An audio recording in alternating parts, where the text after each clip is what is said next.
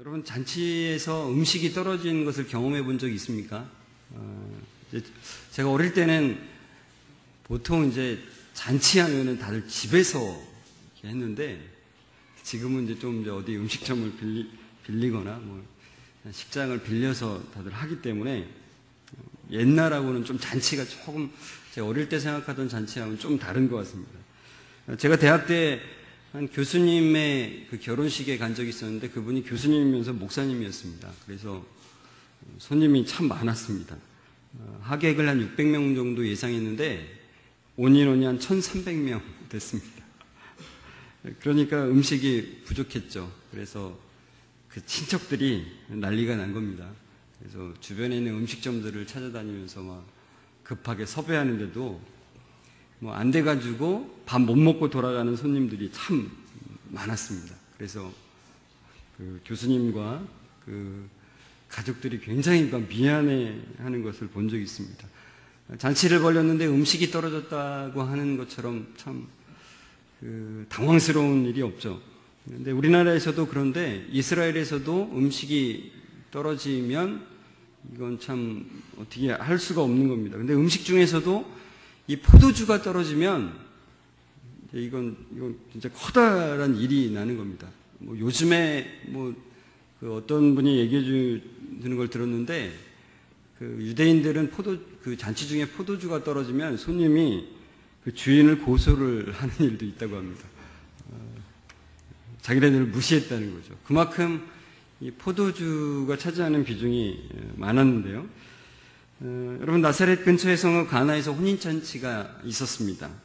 예수님의 어머니 마리아도 거기에 초대를 받았고 그리고 예수님과 제자들도 혼례에 초대를 받았습니다. 그런데 한참 잔치를 벌이는 중에 포도주가 바닥났죠. 잔치의 흥이 깨질 위기 상황이었습니다. 그때 예수님의 어머니 마리아가 포도주가 다 떨어졌다고 예수님한테 말하죠. 무언가 조치를 해달라는 얘기였습니다. 그러자 예수님께서는 왜 자신에게 그런 걸 부탁하냐고 대답을 하시는데 이에 아랑곳하지 않고 마리아는 하인들에게 무슨 말씀을 하시든지 그대로 하라 이렇게 명령을 내리죠. 그리고 예수님은 정결례식에 사용하는 항아리에 물을 채우라고 말씀을 하시고 그리고 종에게 잔치를 주관하는 연회장에게 그 물을 떠다 주라고 말합니다. 하인들은 물을 떠서 연회장에게 갖다 줍니다. 굉장히 두려웠겠죠. 따귀를 맞을지도 모르고 발길질을 당할지도 모르는데 갖다 줍니다. 그런데 연회장이 그것을 맛보더니 이 집은 어떻게 가장 좋은 포도주를 나중에 내놓냐. 보통은 다 취한 다음에 내놓는데 이렇게 놀라운 일이 이제 벌어진 겁니다. 언제 포도주로 바뀐지 모르지만 연회장이 맛볼 때는 분명히 물이었던 그것이 포도주로 바뀌어 있었다는 것이죠.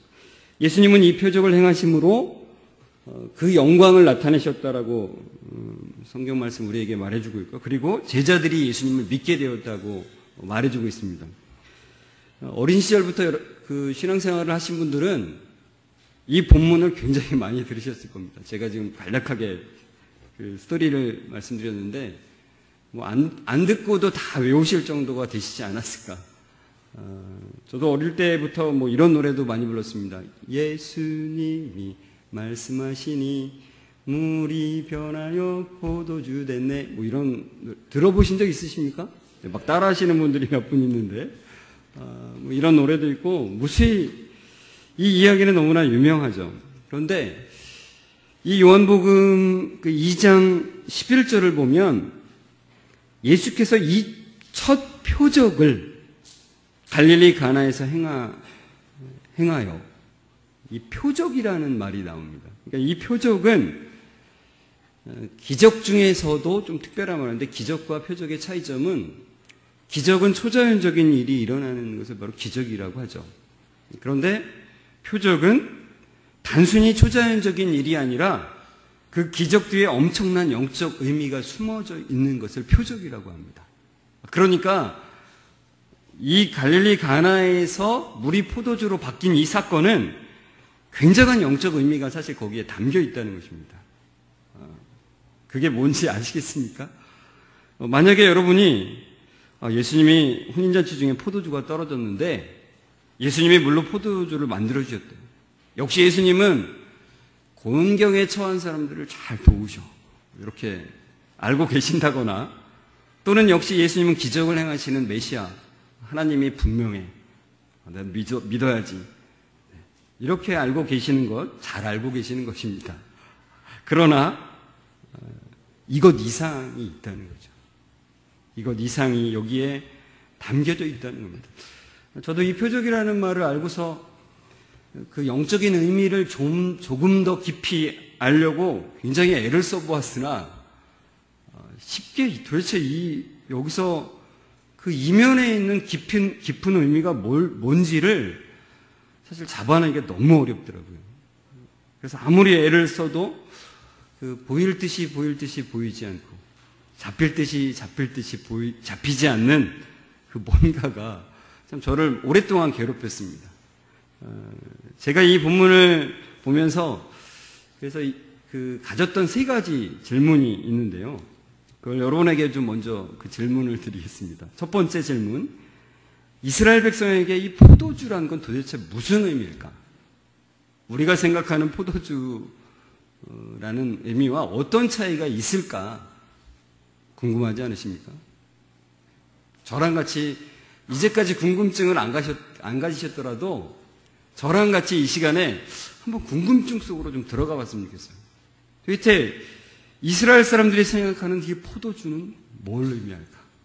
이걸 알아야 이제 여기서 말하는 그 이면에 있는 그 깊은 영적인 의미를 알아가는 굉장히 첫 단계이기 때문에 그렇습니다.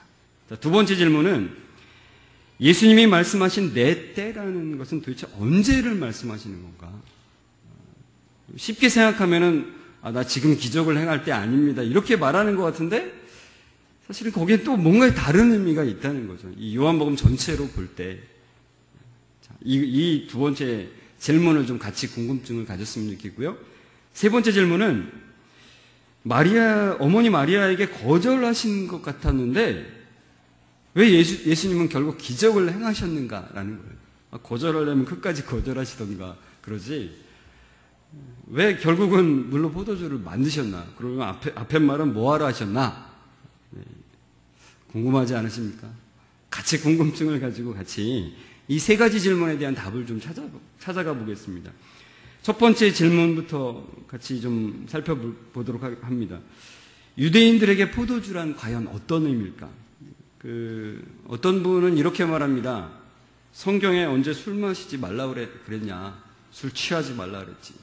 예수님이 술도 만드셨는데 이렇게 하면서 자기가 상당히 술 마시는 것에 대해서 위안을 주는 성경 구절로 이 구절을 사용하시는 분을 본 적이 있습니다.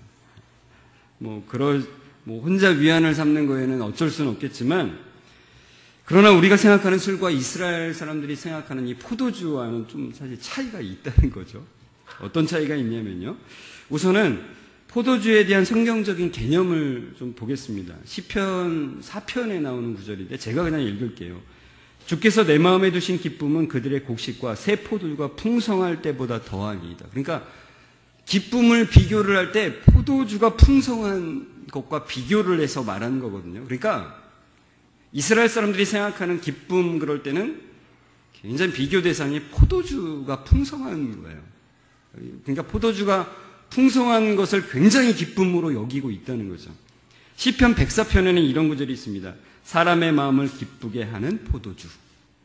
그리고 전도서 10장 19절에는 포도주는 생명을 기쁘게 하는 것이라는 표현들이 나옵니다. 그러니까 얼마나 이 포도주가 이스라엘 백성들에게 기쁨을 상징하는 성경을 통해서도 이제 알 수 있는데 실제로 이스라엘 백성들에게는 이 포도주가 남다른 의미가 있습니다. 그들의 삶에서 이스라엘 땅은 우리와 같은 북반구에 속해 있어서 더운 때와 추운 때는 사실 우리와 일치하는데 좀 다른 것이 바로 비가 내리는 양과 비가 내리는 시기가 다릅니다.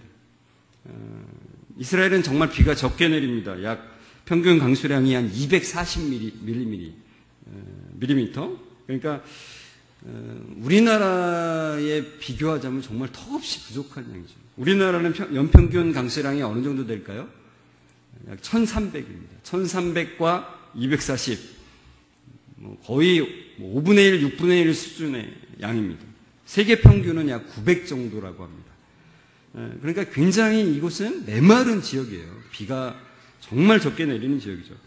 그리고 비가 내리는 시기도 우리와 큰 차이가 있는데 주로 11월부터 3월까지 비가 내리고 4월부터 10월까지는 비가 거의 내리지 않습니다. 여름에 우리나라는 비가 많이 내리는 것과 완전히 반대인 거죠. 그러니까 지금은 이스라엘이 굉장히 농업을 잘하잖아요. 그 요단강에 댐을 막아서 그 댐으로 막힌 그 물을 그 관을 다 연결해가지고 전국에 아주 물을 공급하는 체제가 아주 잘 되어 있습니다.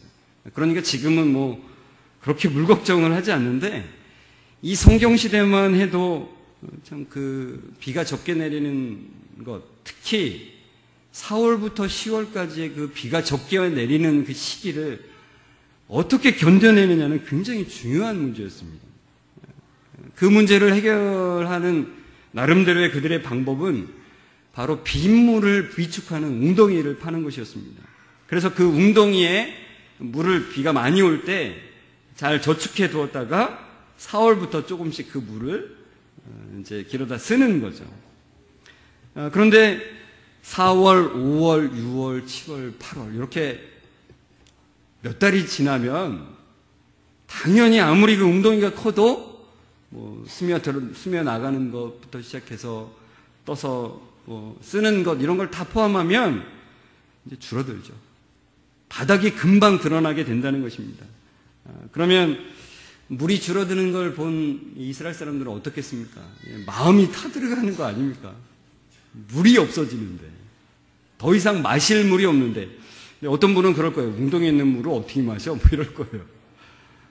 그 당시에는 대안이었기 때문에 그걸 마셔야 되는 거예요. 나중에 퍼먹다 보면은 좀 밑에는 좀 건더기 같은 것들이 올라옵니다. 그래도 먹는 겁니다. 그게 그들에게 생명과 같은 것이니까요. 근데 이제 그것마저도 떨어지면 바닥이 이제 드러나면 굉장히 갈급한 거죠. 근데 이 웅덩이의 물이 바닥을 드러낼 쯤에 그들에게 굉장한 물이 하나 생겨요. 환상적인 물이 하나 생기는 겁니다. 바로 그게 포도주라는 것입니다. 8월쯤에 수확할 수 있는 그 포도가 바로 그들이 물이 떨어져가는 그 애타는 그들의 그 갈급한 그 심령에 물을 던져주는 굉장한 어떤 기쁨의 상징이었습니다. 그래서 그들이 포도를 수확하고서 발로 이제 밟으면서 노래를 불렀다 그래요. 노래를 부르면서 그 기쁨, 그 포도를 그 발로 밟아서 짜서 그 즙을 마실 때의 그 기쁨은 참 이루 말할 수가 없는 거죠. 그래서 이렇게 발로 밟아짠 포도즙이 나오면 그것을 먹으면서 한 잔씩 마시면서 길고 긴 그 갈증, 그 웅덩이에 있는 물도 맘 놓고 그 지저분한 그 물도 맘 놓고 못 마셨던 그들이 기쁨으로 그 환상적인 그 물을 마시는 거잖아요. 그래서 이제까지의 그 갈증과 고난과 고통을 잃어버리는 의미가 그들에게는 그 포도주에 그것이 있었다는 것입니다. 그래서 자연스럽게 기쁨의 상징이 바로 이 포도주가 되는 겁니다. 그러니 이 잔치에서 포도주가 떨어졌다는 것은 이미 더 이상 잔치가 아니라는 거예요. 그들에게 있어서는. 이미 더 이상 잔치는 끝난 것이나 마찬가지라는 것입니다. 그들은 이제 결혼식을 해도 한 일주일 동안 그 잔치를 벌이는데 그 잔치 중에 포도주가 떨어지면 이제 끝난 겁니다. 기쁨이 끝난 잔치. 결코 축복받을 수 없는 그런 잔치가 된다는 거죠. 우리나라에서 음식 단지 중간에 떨어진 것 정도 이상, 엄청난 이상의 의미가 그들에게 있다는 것입니다. 자, 두 번째 질문으로 가겠습니다. 예수님이 말씀하신 내 때란 언제를 말씀하시는 건가? 내 때가 아직 이르지 아니하였나이다라고 말씀하셨는데 아직 예수님의 때가 이르지 아니하였다는 말씀의 의미가 무엇일까요? 저는 처음에 이 본문을 읽을 때 아직 공개적으로 사역을 할 때가 아직 아니라고 말씀하시는 걸로만 알았습니다, 사실. 그러나 요한복음 전체를 보면서 단순히 그 의미만을 말씀하시는 것이 아니라는 걸 알게 됐습니다. 요한복음 전체를 공부해 보면 아시겠지만 요한복음 전체에는 굉장히 예수님의 때라는 얘기가 많이 나옵니다. 내 때, 그리고 예수님의 때라는 얘기, 그때, 이때 이런 얘기가 나오는데 요한복음 7장 6절에 보면 예수께서 이르시되 내 때는 아직 이르지 아니하였거니와 너희 때는 늘 준비되어 있느니라. 7장 8절에 보면 너희는 명절에 올라가라 내 때가 아직 차지 못하였으니 나는 이 명절에 아직 올라가지 아니하노라. 요한복음 7장 30절을 보면 그들이 예수를 잡고자 하나 손을 대는 자가 없으니 이는 그의 때가 아직 이르지 아니하였습니다. 막 읽을 때 막 찾으시는 분이 있는데 다 쫓아오지 못할 정도로 많습니다. 다 읽지는 않겠습니다. 근데 한 구절만 우리가 좀 같이 좀 읽었으면 좋겠습니다. 요한복음 12장 23절에서 24절은 좀 같이 읽었으면 좋겠습니다. 그러니까 요한복음 전체에 걸쳐서 예수님의 때에 대한 얘기가 다 나오는데 아주 결정적으로 잘 말씀해 주는 구절입니다. 요한복음 12장 23절에서 24절입니다. 같이 한 목소리를 읽겠습니다. 시작. 인자가 영광을 얻을 때가 왔도다. 내가 진실로 진실로 너희에게 이르노니 한 알의 밀이 떨어져 죽지 아니하면 한 알 그대로 있고 죽으면 많은 열매를 맺느니라. 여러분, 한 알의 밀이 땅에 떨어져 죽지 않으면 한 알 그대로 있고 죽으면 많은 열매를 맺느니라. 굉장히 유명한 구절이죠. 이건 우리의 단순한 헌신 정도의 얘기를 하는 얘기가 아닙니다. 바로 예수님의 죽으심을 말씀하시는 것입니다. 근데 그 말의 바로 앞에 보면 인자가 영광을 얻을 때라는 말씀이 있습니다. 바로 이때는 바로 예수님이 죽으면 많은 열매를 맺느니라라는 그 말의 뜻입니다. 죽으면 바로 십자가에서 죽으시는 것을 말씀하고 있습니다. 근데 그 때를 바로 영광을 얻을 때라고 말씀하고 있다는 거죠. 이 의미를 여러분 잘 기억하셨으면 좋겠어요. 예수님이 십자가에 죽으시는 게 어떻게 보면 굉장히 비참하고 참 너무 힘들고 이런 이미지인 것 같은데 주님께서 직접 말씀하시면서 뭐라고 말씀하시냐면 영광을 얻을 때라는 거죠. 영광을 얻을 때.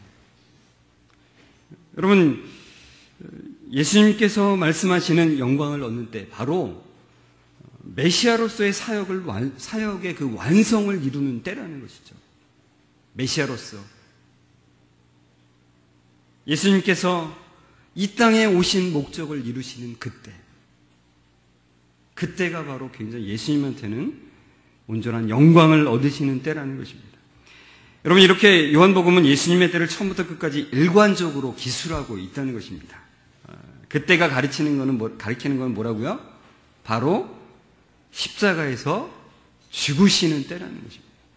그러니까 요한복음 2장 4절에서 내 때가 아직 이르지 아니하였나이다라고 하는 내 때라고 말씀하실 때 이 때가 단순히 지금 여기만 염두에 두고 말씀하시지 않는다는 것입니다.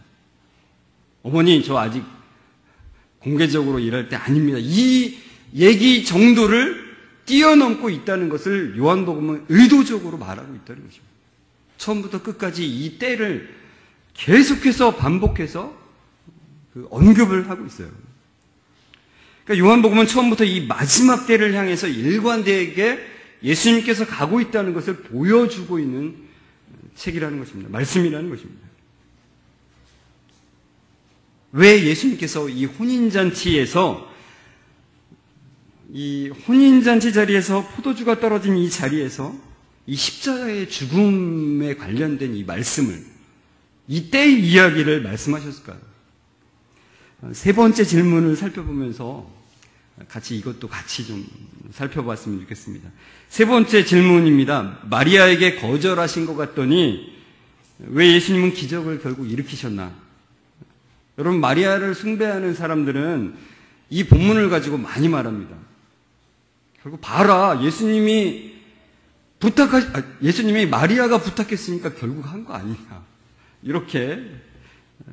그래서 마리아한테 부탁을 하자 이거죠.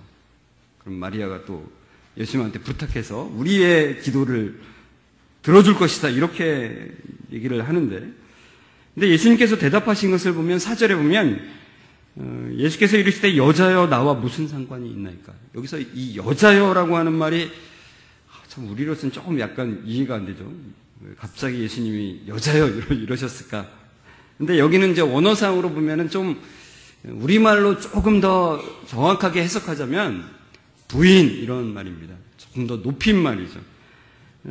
그러니까 예수님은 약간 마리아가 부탁할 때 약간 선을 긋는 것입니다. 이제 약간 존칭을, 부인이라고 하는 존칭을 쓰면서 이렇게 선을 긋는 거죠. 그러니까 예수님은 어머니가 부탁하신다고 해서 이 일이 이루어지는 것이 아닙니다를 분명하게 말씀하고 계신 거예요. 그러니까 예수님은 하나님의 구원 계획에 맞추어서 순종함으로 이 일을 이루어 가심을 분명하게 말씀하고 계시다는 거죠. 그렇다면 여러분, 지금 이 말씀을 하시는 예수님은 무엇을 보면서 이 얘기를 하고 계시는 거예요? 어떤 심정으로 이 이야기를 하고 계시는 걸까요? 그게 굉장히 중요하다는 거죠. 여러분, 이 본문에서 정말 초자연적인 일 이전에 우리에게 정말 말씀하고 있는 것을 알려면 바로 예수님이 이 말씀을 하시면서 무슨 심정, 무엇을 보면서 이 얘기를 하고 있는지가 굉장히 중요하다는 것입니다. 예수님이 이 땅에 오신 이유를 예수님께서는 본인이 말씀하셨습니다. 요한복음 10장 10절인데요. 같이 한번 좀 읽어볼까요? 요한복음 10장 10절을 좀 가보겠습니다.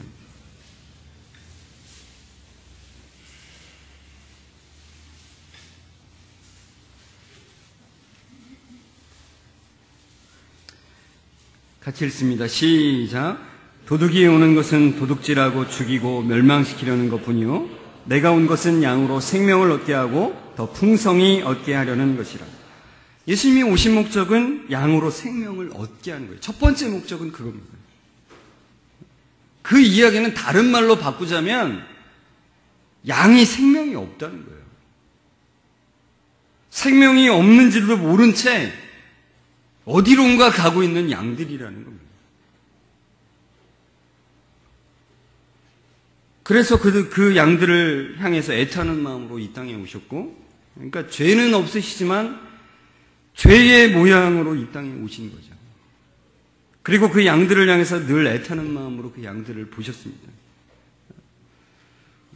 누가복음 19장에 보면 사람들이 예수님이 예루살렘 성에 입성하실 때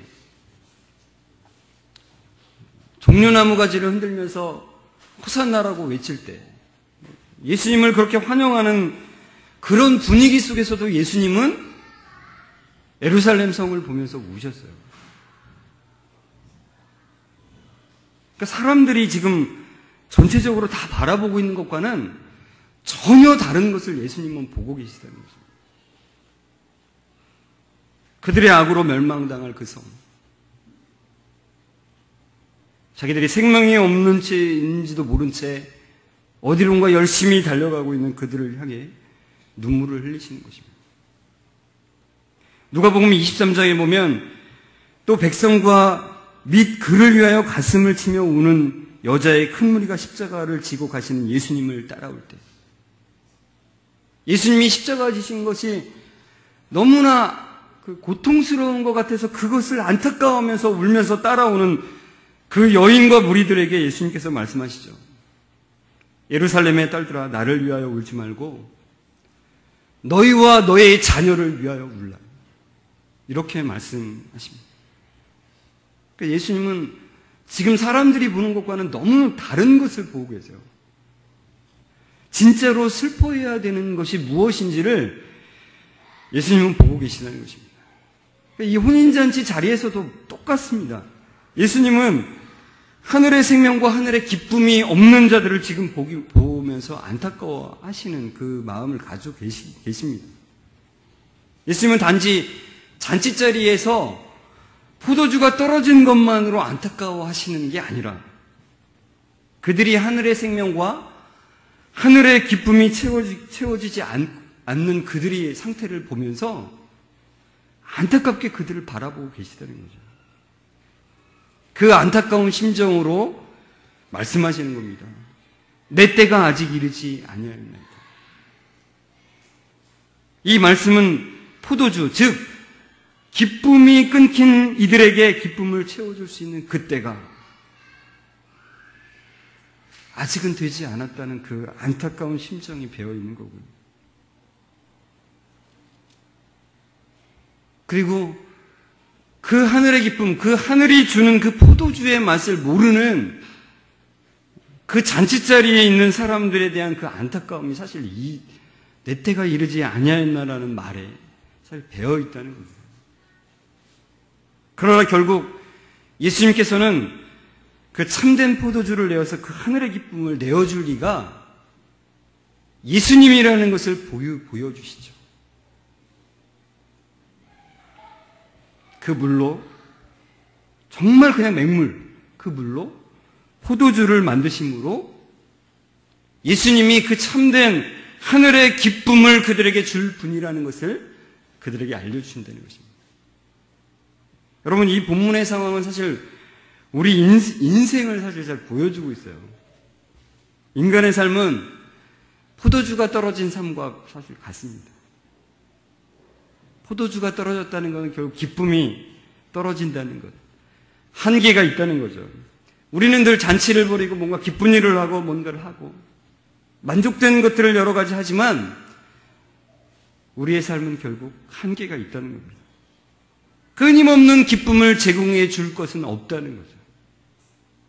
인간이 만든 기쁨은 한계가 있다는 것입니다. 나름대로 여러 가지 기분을 전환하고 기쁨을 찾아보려고 애쓰지만 결국 거기는 한계가 있다는 겁니다. 곧 떨어진다는 거예요. 하나님을 떠난 인간은 온전히 자기 자신을 기쁘게 할 수 없다는 것입니다. 아무리 열심히 살아가고 자기를 채우려고 해도 자아 실현을 해봐도 끝이 없다는 것입니다. 여러분, 지금 우리나라에 지금 번지고 있는 이 뒤숭숭함, 보이지 않는 두려움, 사실 이것이 지금 굉장히 여실히 그 포도주가 떨어진 상태를 잘 보여주고 있는 거예요. 그러니까 여러분, 우리는 예수님처럼 지금 사람들이 보는 것만 보시면 안 됩니다. 예수님처럼 진짜 슬퍼해야 되고 진짜 봐야 되는 것이 무엇인지를 봐야 되는 거죠. 예수님께서는 또한 잔치를 하고는 있지만 그 속에는 기쁨이 없는 그 인간에게 참 기쁨의 근원이 누구인지를 알리기를 원하셨다는 것입니다. 겉으로는 흥겹지만, 겉으로는 잘 사는 것 같지만 너무 짐이 무거운 우리의 인간들에게 참된 기쁨을 주시기를 원하신다는 거죠. 그러니까 인간의 상태, 그래서 제가 좀 꽃을 하나 꺾어 왔습니다. 꽃에게는 정말 미안하지만 참 화려하지 않습니까? 이 화려함 뒤에는 근원이 끊겨 있는 거예요. 이게 바로 인간의 모습이라는 거죠. 그러니까 겉으로는 잔치를 하고 정말 화려하지만 그 기쁨의 근원이 끊겨 있는지를 모른 채 이러고 있다는 거죠. 룰루랄라 하고 있다는 거죠. 실제는 그 생명의 공급이 끊긴 상태를 모른 채 그 잔치를 벌이고 있는 게 가장 심각하다는 것입니다. 주님은 인간이 포도주가 떨어진 그 잔치 같은 그 삶을 살고 있다는 것을 알고 계셨고요. 잔치가 열리고 있지만 기쁨이 없다는 것을 알고 계셨고요. 인간 스스로 만들어낸 기쁨은 영원히 제공되는 기쁨이 아니라는 것을 분명히 아셨습니다. 그리고 그 인간들은 기쁨을 연출하듯이 살아가는 인간들이라는 것을 알고 계셨습니다. 그래서 말씀하시는 거죠. 우리 같이 한번 찾아볼까요? 요한복음 15장 11절입니다. 이렇게 기쁨을 연출하듯이 살아가는 인간들에게 이렇게 말씀하시는 거예요.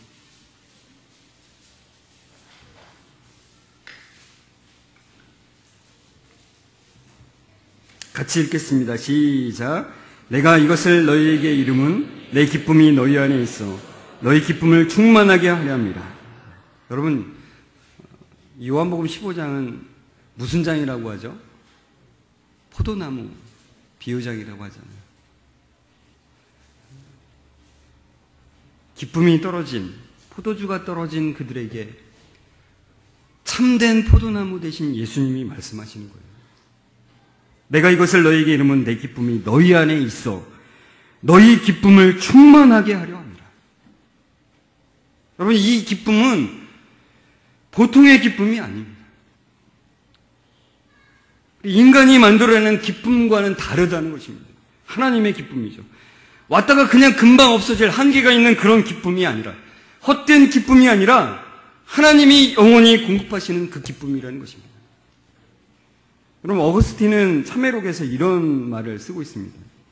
잃어버릴까 전전긍긍했던 헛된 기쁨들이 사라져버리고 하나님이 나에게 기쁨이 되셨을 때, 이것을 알았을 때 나는 감당할 수 없었습니다. 우리가 느끼는, 우리가 만드는, 인간이 만드는 그 기쁨, 그 헛된 것들이 다 사라지고 하나님이 주시는 그 기쁨, 하나님이 자신에게 기쁨이 되었을 때, 그것을 알았을 때 감당할 수 없는 기쁨이죠. 예수 그리스도께서 십자가에서 흘리신 보배 피는 우리에게 하늘의 기쁨을 가져다 준다는 것입니다. 여러분, 그 기쁨을 소유하십시오. 여러분, 그 기쁨을 매일매일 누리십시오. 우리가 감당할 수 없는 그 기쁨이 바로 예수님께서 우리에게 공급해 주신다는 거잖아요. 주님께서는 이 기적을 통해서 우리에게 그 기쁨을 소유하라고 그렇게 애타게 말씀하고 있는 것입니다. 주님께서 십자가에서 피 흘리심으로 우리에게 그 하늘의 기쁨, 세상에서 얻을 수 없는 그 기쁨을 주셨다는 것을 그렇게 애타게 말씀하고 계시다. 그리고 하늘의 기쁨을 누리는데 우리를 초청하고 계시다는 것입니다. 지금도 이 순간도 매일매일 우리에게 그 기쁨으로 초대하고 계시다는 거예요. 계시록 19장 9절에 보면 어린 양의 혼인잔치에 청함을 받는 자들은 복이 있다라고 있습니다. 그러니까 여러분, 우리는 그 십자가 앞에서 천국의 잔치를 경험하는 거예요. 세상의 잔치와는 다른 천국의 잔치를 누리는 것이고 그 천국의 잔치에 참여하는 것입니다. 천국에 가서만이 아니라 이 땅에서도 그 십자가 앞에 나아감으로 우리에게 영원한 생명이 되는 그 포도주를 주시는 그 예수님 앞에 나아감으로 인해서 천국의 기쁨을 누리는 거죠. 천국의 잔치에 참여하는 것입니다. 여러분, 예수님의 청함에 그 참된 기쁨의 자리에 오늘도 내일도 매일매일 나아가셔서 그 참된 기쁨을 누리시는 주의 성도들 되시길 바랍니다.